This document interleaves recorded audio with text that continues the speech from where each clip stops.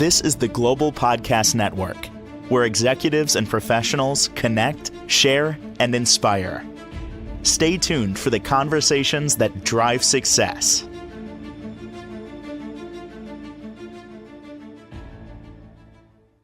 If we were to put a title on this podcast, it probably would be something like The Therapist Who Needs Therapy. And we don't think of it that way. People are there, they help move our lives forward, but sometimes they need some support. And we're going to talk with somebody today who has given us so many nuggets of information, insight into our creativity and what that expresses as an art therapist. But she needed some direction with a project that's coming up. Going to learn a lot today. This is like flipping the script, maybe looking at kind of behind the door of the whole situation. She is our professional of the year. Barbara Robertson is back with us. How are you doing today? I'm doing well, thank you. And I thought it might be a good idea to kind of share this experience because it's so, I think, revealing about how art therapy itself can work. So ever since I've been in private practice, I've held myself to a standard of making sure that I too am in therapy with an art therapist. Because I feel like in order to be fair to my clients, I need to have experience sitting in the opposite chair from a therapist so that I can really see the whole process from both sides. In addition to which, we human beings tend to be works in progress for the whole stretch. At least, I hope I don't stop growing. And seeing a therapist is really one way that helps me feel like I'm expanding my comfort zone a little step at a time. Well, as I understand it, many people in your field and also those who help others heal have a thirst to always learn more. What else can I do? What can I explore to help others? What's the next modality? What's this little nugget of information? So interestingly, you called upon the help of somebody because I don't want to use the word you were struggling. I don't know the full story, but you needed some support for something an endeavor that you were going to embark on. Right. And I think it's fair to say that I was struggling because what I want to begin doing more of is presenting at conferences and summits and gatherings of professionals to kind of encourage strategies that I have found work really well for my clients, just to kind of invite people to explore a little bit more, maybe in ways that they haven't come across before, about how to use art in the service of the client that they work with. And that's a little bit intimidating because not only does it mean showing up in front of people, but showing up in front of other professionals who have their own unique approaches and their own ideas about how things are done. So I began to get a little, let's just use that very mild term of freaked out as this conference was approaching. So I brought it to my therapist and I engaged in art through the whole process. And then I added one more effort after the therapy session. And I just wanted to share how the whole thing went, maybe just to offer a little bit of insight as to one way that this can work. Please. I find this intriguing. Okay, so I'm going to share my screen.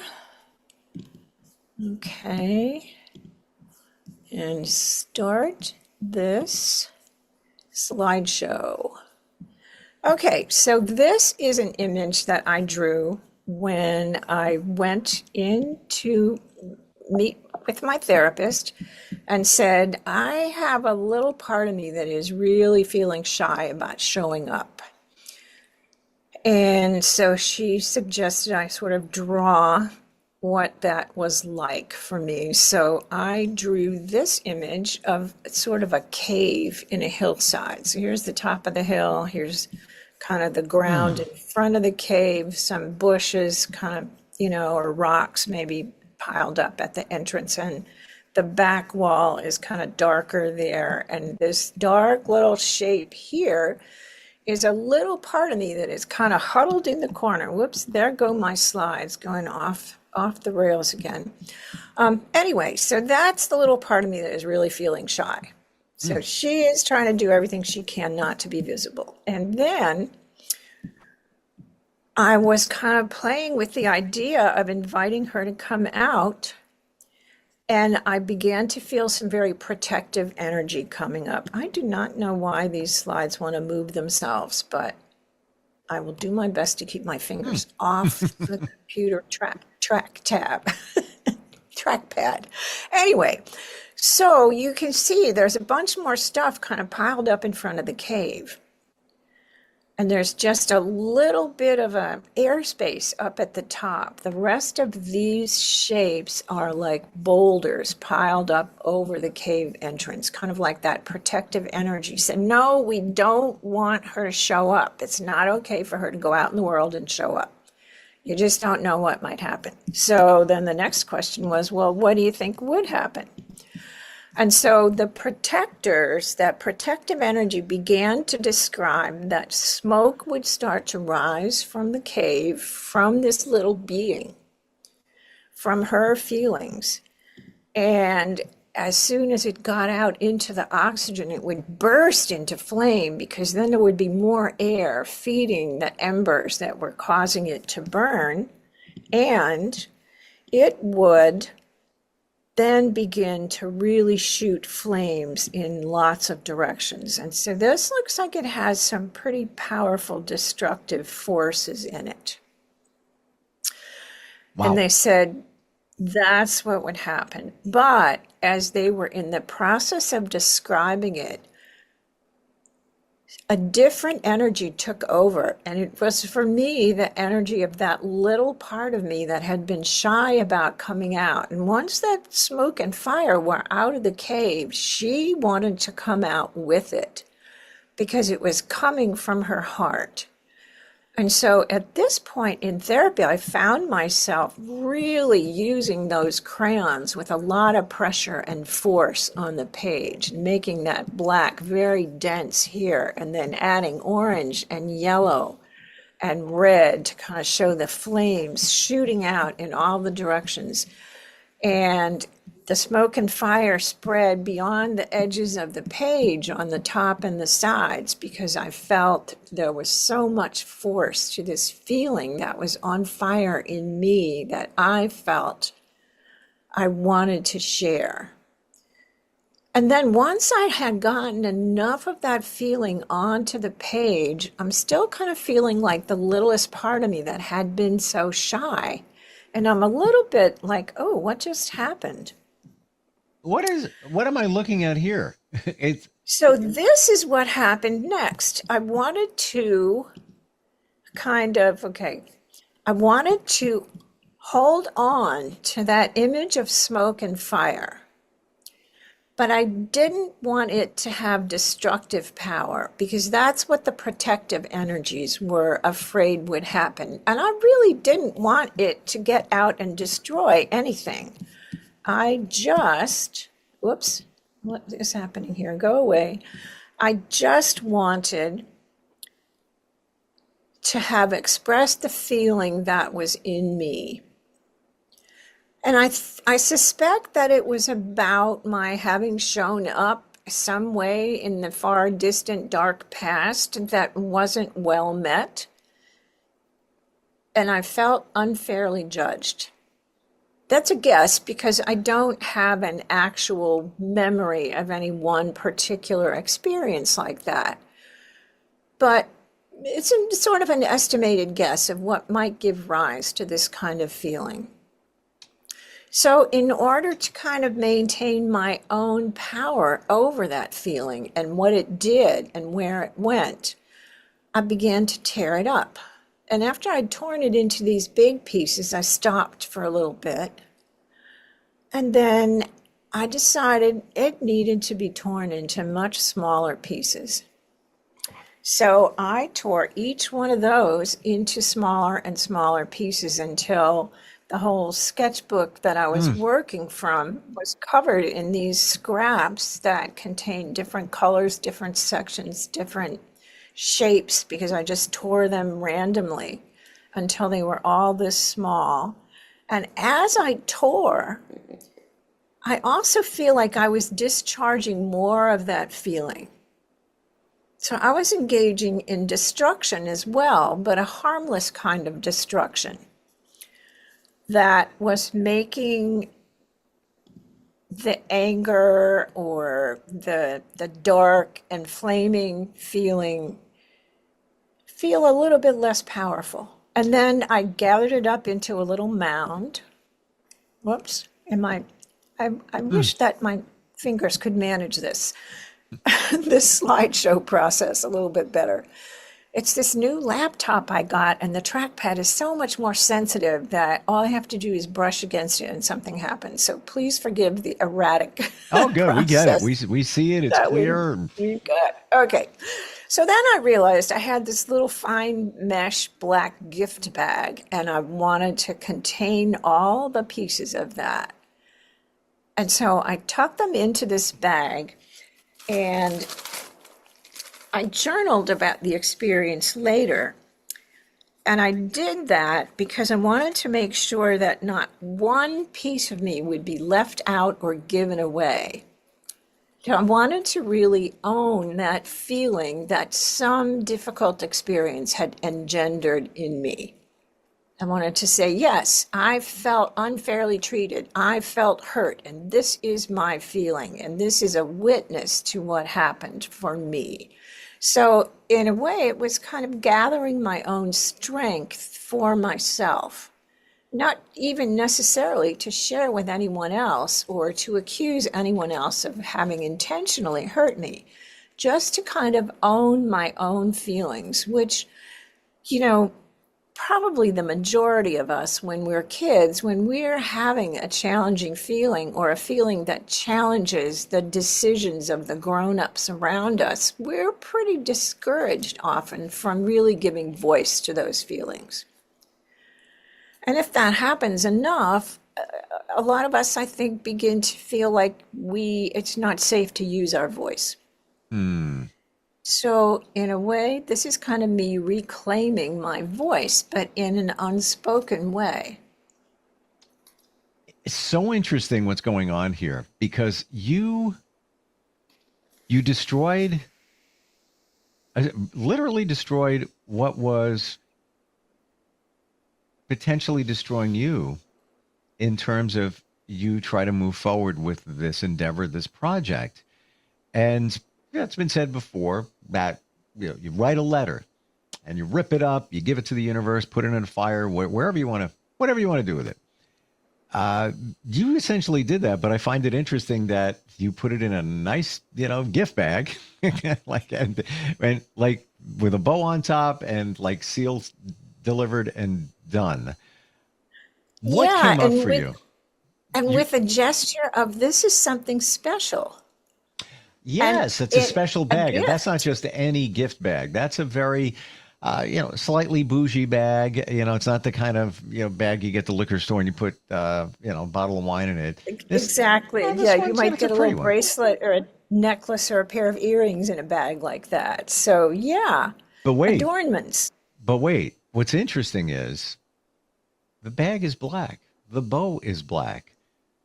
What you were designing there was essentially black with the fire, the smoke, the intensity. I wonder if you saw that bag and that's the one. If that was a gold bag, if that was a red bag, blue. Yeah, I don't know. A red bag might have done it. A gold bag, not so much. Right. Because what I wanted to really own about it was the darkness of it. That's it. Yeah. And kind of, all the negative outlook that we carried towards things we describe as dark sometimes. And then I wanted to go back to the cave that I had come out of. And I brought that little bag with me and I plopped it in front of the cave. Mm. And that kind of felt like, going full cycle. Sort of, okay, so I was hiding, and this is what I was hiding in there, and now it's out and it's contained. It's not destroying the world, almost as if to say to that protective energy, hey, it's not doing any harm. In fact, it actually was quite helpful. Mm. So then it occurred to me that it was actually fertilizing the ground around it. So I added green marks to indicate growth, grass, vines, shrubs, bushes, leaves. And then this is the final piece that I did a couple of weeks after the session, after those little pieces had sort of hung in my studio and been shifted from one place to another and got carried around in my bag back and forth between the house and the studio. And eventually I was inspired to kind of shape them out and sort them into different color intensities and color levels. And then I began to kind of think about mosaics. And so this is what I wound up creating with all those fragments. And in a way, I don't know, what do you see as you take that in? What might be coming up for you as you just look at that very basic image? Harmony, unity, balance, because you are balancing the black tiles, if you will. That's what it looks like from here. The orange is balanced. It's not all Yeah. scattered. Yep. There's a flow. There's a flow there. Radically different than the fire coming out of the cave and all of that. What came up for you, Barbara? During this whole process, did you truly feel some release? What were I you feeling? really did. It's interesting. During that period of time when I was kind of feeling like I am in this little vulnerable part of myself, and I really felt my energy escalating into a pretty powerful source that I then, channeled into the pressure that I was using with those very large crayons. I'll tell you a secret. I may have told you this before, but I like to buy sets of what they call jumbo crayons for toddlers. They're about a good half-inch in diameter. And I just strip the little paper sleeves off and break them up into 2 or 3 smaller segments. And then they are wonderful to kind of hold in your fist and just scribble with. And they won't break if you put them in that smaller shape. And you can really lay in some heavy color on the page. And it's Wow. so cathartic. It really helped me. You know how that phrase of getting something off your chest? Well, I got the feeling out of my chest and onto that page. And then it was finite. And as that protective energy was viewing my potential expressing of that anger, they were imagining it as a huge conflagration that would just explode and cover the whole world. But as you put it on paper, it's absolutely gonna have boundaries.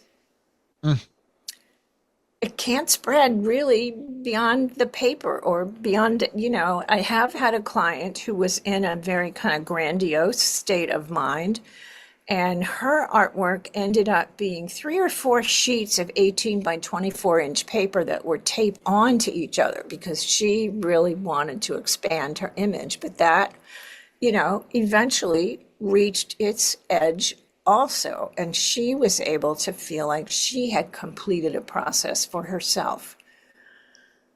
And then this also is kind of interesting to me looking at it in hindsight now. What I'm noticing are the concentric circles, which are one way of emphasizing boundaries that are reinforced. So here's this little blossom in the middle, sort of like flower petals around a center. And then there's a very dense, narrow black line around it. Some lighter spaces. Let me get back to here.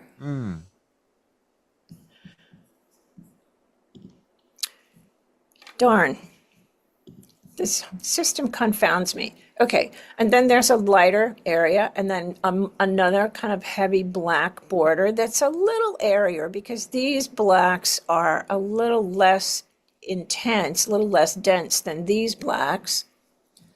And then the red also is pretty solid. So those are kind of, it's a little bit airy, then that's more solid, and then this is even more solid. And then there are these little corners that are just sort of, I'm not really sure what the corners are doing, but maybe you said something about balance. Maybe they're giving it some balance. Well, I feel the whole thing is in balance with the color, the movement. And what's interesting is you turned from havoc to harmony, it seems like.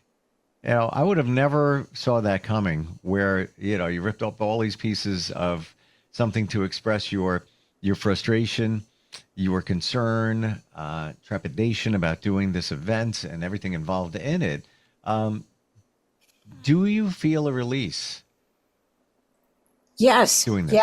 Yeah, very much so. Wow. Very much so. And I'll show you another little thing that I did in the process of kind of journaling about that experience, which is kind of a way to not just record it, but record it from an outside perspective instead of as a participant to kind of look at it. And I used both hand writing. So I wrote a question to that little part of me that had used so much force in trying to express what was going on for her. I wrote in my right hand, my dominant hand, I'd like to know more about your experience. How did your heart get so hurt? And then I put the pen in my left hand.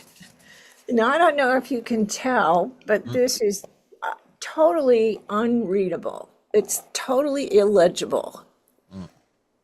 But it's whatever she had to say in response.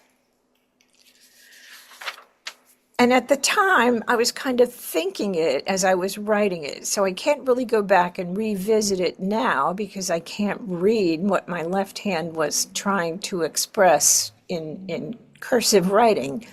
But the gist of it is that I felt unfairly treated. I just wanted to be myself. I showed up as myself, and somebody important to me didn't like it. And that really ticked me off and hurt me, because underneath most anger, there is a level of hurt. Sure. Well, many believe anger is not just anger. It's always fueled by something else. It's unto its own emotion. Fascinating. Gotta tell you, Barbara,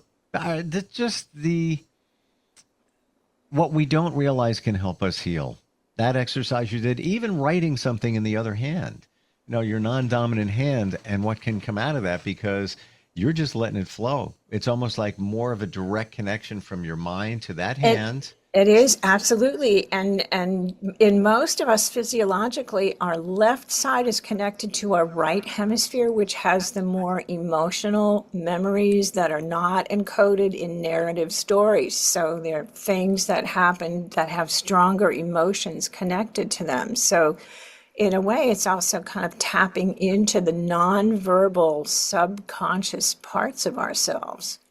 My major takeaway here today from all of this is that those little things that you might not think can help you purge emotion and feelings, things that can move your life forward.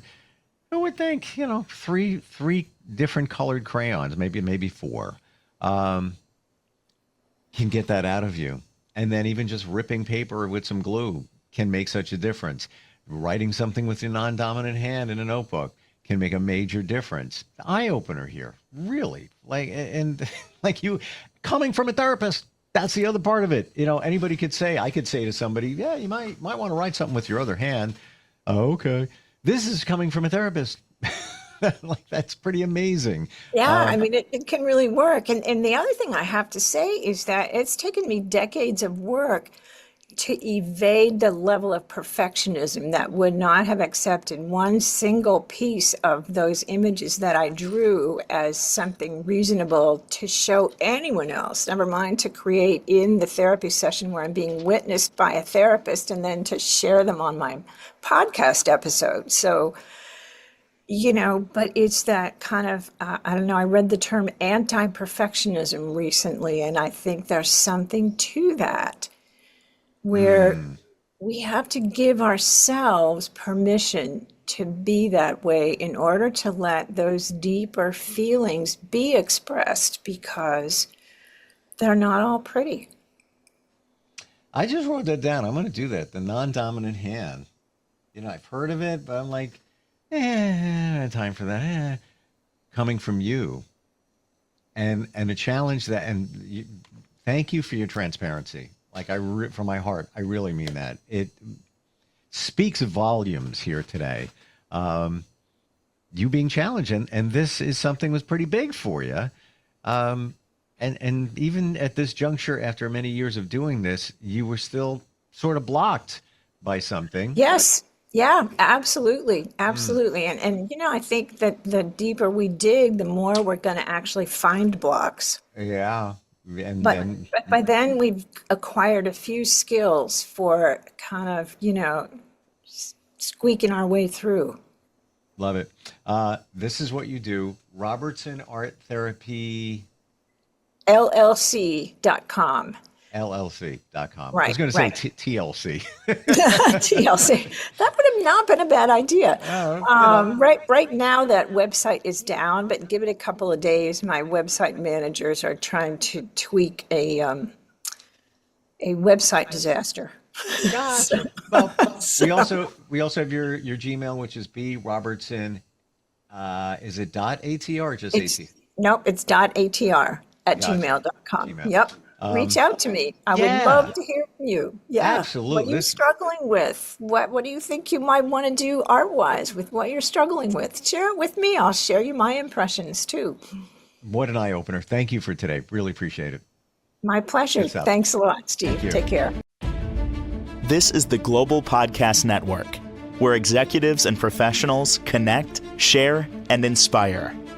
Stay tuned for the conversations that drive success.